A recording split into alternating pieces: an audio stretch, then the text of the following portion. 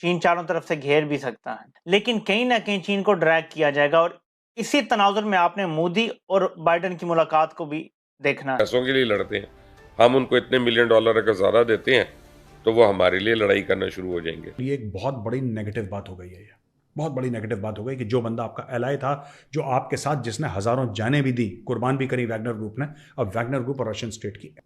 In fact Russia Bharat को पैसे दे रहा है और कह रहा है कि जो हमने तुम्हें हथियार दिए हमें वापस। ऐतिहासिक सफल दौरा अमेरिका का समाप्त करके प्रधानमंत्री मोदी मिस्र पहुंच गए हैं और उनके मिस्र पहुंचते ही रूस से यह खबरें आ रही हैं कि वहां के सैनिकों में आपस में ही विद्रोह हो गया है और रूसी राष्ट्रपति पुतिन राजधानी से निकलकर गुप्त स्थान चले गए हैं। और इसी प्रकार की कुछ खबरें चीन से भी आ रही हैं। हकीकत क्या है जानने की कोशिश करते हैं। चीन चारों तरफ से घेर भी सकता है, लेकिन कहीं ना कहीं चीन को ड्रैग किया जाएगा। और इसी तनाजुर में आपने मोदी और बाइडेन की मुलाकात को भी कराना है। चीन के साथ भी डायरेक्ट कोई जंग नहीं लड़ी जाएगी, ना अमेरिका लड़ सकता है ना लड़ना चाहता है। वो फिर बहुत खतरनाक जंग हो जाएगी, वर्ल्ड वॉर की तरफ मामला जाएंगे। अभी भी यही कहा जा रहा है कि शायद ताइवान से शुरू होगी वर्ल्ड वॉर। तो प्रॉक्सी जंग के लिए तैयार हो जाएं। और ऐसे में इंडिया को मजबूत तरीन कर रहा है अमेरिका। चीन के मुकाबले में जो ख्वाब था अमेरिका का, वो अब शर्मिंदा ताबीर हो सकता है, क्योंकि पाकिस्तान इतना कमजोर कर दिया गया है। खासतौर पर इमरान खान को हटाने के बाद जो किया गया है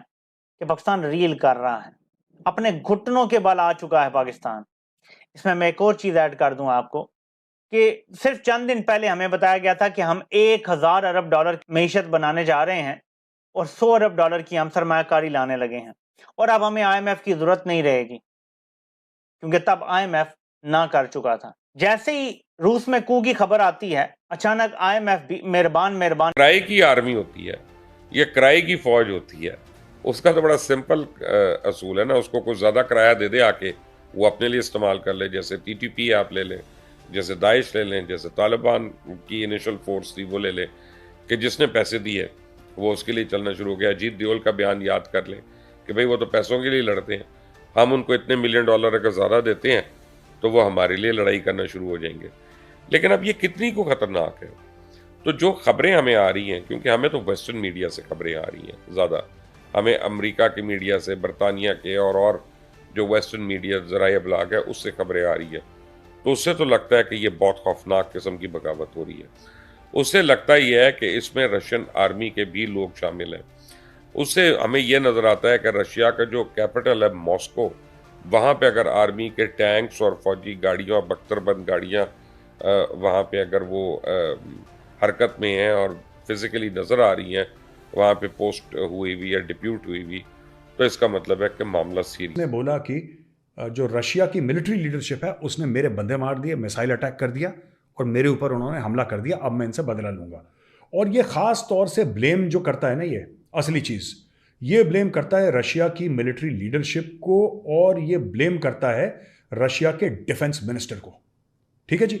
और रशिया का जो डिफेंस मिनिस्टर है, जो प्रिगोजिन है, ये वैगनर ग्रुप का मालिक, ये ब्लेम करता है सरगई शोइगु को। शोइगु कौन है? शोइगु डिफेंस मिनिस्टर है। तो ये कहता है शोइगु ये है फसाद का जड़। तो इसने ये बोला कि साहब जो शोइगु है ना, यही कलेश करवा रहा है, इसी की वजह से रूस जो है इतने रूस के हजारों बंदे मारेगा, ये नालायक है, ना हिले। अब इसने वैगनर ग्रुप को बोला है कि तुम रूस के ऊपर अटैक करो। और इसने एक्चुअली, ये लोग घुस गए रशियन टाउन के अंदर, ये कह रहे हैं मॉस्को जाएंगे। ये तख्ता पलट करने के चक्कर में रूस में ये इनफैक्ट रशिया भारत को पैसे दे रहा है और कह रहा है कि जो हमने तुम्हें हथियार दिए हमें वापस। वेलकम। इस तरह की उनकी मर्जी की जॉइंट स्टेटमेंट जो पाकिस्तान के खिलाफ भी थी, और पाकिस्तान में कू की अब आपको वजह समझ आ जाएगी। इसको अब आप जरा अंडरस्टैंड करें क्यों इमरान खान के रूस जाने पे इस कदर सीख पा हुआ था अमेरिका। क्योंकि ये प्लान जो आज हो रहा है ये पहले बन चुका था। देखें, ये जो बड़ी ताकतें होती हैं ये बहुत ज्यादा प्लानिंग करती हैं अगले 10, 15, 20, 50 सालों की, फिर चलती हैं आगे। ये नहीं कि अंधाधुंध यूक्रेन को जंग में भेज दिया और हमें लगा जी वो फंसा दिया पुतिन के सामने। बहुत डिटेल्ड प्लानिंग के साथ ये काम हुआ है। ठीक है, अब पुतिन अपने अंजाम को पहुंचता है या वो इस पे काबू पा लेता है, ये तो ज़ाहिर आने वाले दिन बताएंगे। लेकिन फिलहाल पुतिन के लिए सूरत हाल कुछ ज्यादा अच्छी नहीं लग रही। और पहली बार मैंने उसको घबराया और उसकी आवाज में बाकायदा मैंने लर्जाहट सुनी है। तो रशिया में तो इंटरनेट वगैरह बंद कर दिया, वहाँ पे तो ह्यूमन राइट्स ऑर्गेनाइजेशंस का काम कोई नहीं है, फ्री मीडिया की बात एक्सेस नहीं है वहाँ पे। तो वहाँ से एग्जैक्ट खबर आना तो यानी ये तो एक जुएशीर वाली बात है, तो वो तो हमें नहीं मिलेगी। तो इसका मतलब ये है कि अब वहाँ पे अंधाधुंध किस्म का, बेदरेक किस्म का, एक किस्म का आप समझे वन साइडेड इंसाफ भी होना है या रियासत को बचाने की अब पूरी मुहिम जो है वो शुरू होनी है। तो ऐसे में यूक्रेन की वॉर बड़ी इफेक्ट होगी। तो यूक्रेन में जो जारी है वॉर रशिया की, वो कितनी देर जारी रह सकती है? क्या वहाँ से अब पसपाई होगी रशिया को, रशियन फोर्सेस को, कि अगर उन्हें वापस आके अपने आप को रीग्रुप करना है, या इनको वो पहले कुचल देंगे? तो अब बागियों का जो बयान है, जो लेटेस्ट आया, वो ये कि उन्होंने 4 हेलीकॉप्टर गिरा दिए रशिया के, एक जहाज़ उन्होंने गिरा दिया, लड़ाका जहाज़ जो है।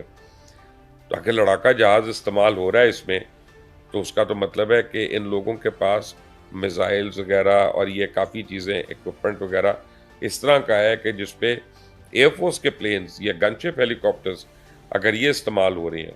एक पर्टिकुलर जगह का उन्होंने कहा है कि जी ये हमने कब्ज़ा भी कर लिया और फौजी छावनी के ऊपर यहाँ पे कब्ज़ा कर लिया।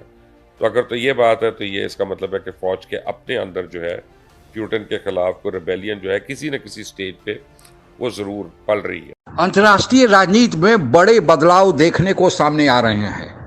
भारत, चीन, रसिया और अमेरिका की ये चौकड़ी है। इसमें आपस में ही ऐसे तार एक दूसरे से जुड़े हुए हैं और विरोधी भी है कि समझ में अंतर्राष्ट्रीय पंडितों को भी नहीं आ रहा है कि आगे क्या होने वाला है। दरअसल रूस और चीन एक गुट में है और अमेरिका और भारत एक गुट में है, लेकिन भारत के दोस्ती रसिया से जग जाहिर है। ऐसे में रसिया से यह खबरों का आना कि रसिया के सैनिकों में, दरअसल रसिया के जो मूल सैनिक है उनके साथ वैगन आर ग्रुप की झड़प हो रही है। वैगन आर वह ग्रुप है जो राष्ट्रपति पुतिन ने बनाया था और उन्हें रसिया के सैनिकों के बदले वही वैगन आर ग्रुप के लोग जो भाड़े के सैनिक कहे जाते हैं, वे यूक्रेन में लड़ रहे थे। लेकिन अब स्थिति बदल गई है। लगता है कि अमेरिका की खुफिया एजेंसी CIA ने वैगन आर ग्रुप को खरीद लिया है और उस वैगन आर ग्रुप को खरीद करके उन्हें राष्ट्रपति पुतिन के विरोध में खड़ा कर दिया है। और यही कारण है कि रसिया में वैगन आर ग्रुप और रसिया के अपने सैनिकों के बीच झड़प जारी है। कहा जा रहा है कि अभी तक वैगन आर ग्रुप भारी पड़ रहा है, क्योंकि रसिया ने वैगन आर ग्रुप को भी आधुनिकतम हथियार, गोला बारूद, हेलीकॉप्टर्स और जहाज मुहैया कराया था ताकि वे यूक्रेन से लड़ सकें। लेकिन अब पासा ही पलट गया है। क्या हुआ है, ऐसा क्यों हुआ है, यह अभी तक बहुत स्पष्ट खबरें रूस से नहीं आ रही हैं। लेकिन इसी बीच रूस ने कहा जा रहा है कि भारत से मदद की गुहार की है और भारत के प्रधानमंत्री जब मिस्र का दौरा समाप्त करके स्वदेश आएंगे तो हो सकता है इस संबंध में कोई निर्णय लिया जाए। लेकिन चूंकि रसिया अमेरिका का विरोधी है, इसलिए भारत को बड़ा सोच समझकर इस मामले में अपना निर्णय लेना होगा। दूसरी तरफ रूस के बगावत के बाद चीन से भी वैसी ही बगावत की खबरें, यानी चीन को घेरने की खबरें आ रही हैं। इसमें कितनी सच्चाई है अभी तक स्पष्ट कोई चीन से तो खबरें नहीं आती, क्योंकि वहाँ मीडिया पर रोक है। लेकिन अंतर्राष्ट्रीय मीडिया में यह खबरें आ रही हैं और खासकर पाकिस्तान की मीडिया में, क्योंकि अगर चीन को कुछ होता है तो पाकिस्तान तो अपने आप ही खत्म हो जाएगा। आज के लिए बस इतना ही। जय हिंद। और ऐसे ही तमाम जानकारियों के लिए हमारे वीडियो को लाइक करें, सब्सक्राइब करें और बेल आइकन को दबाना ना भूलें।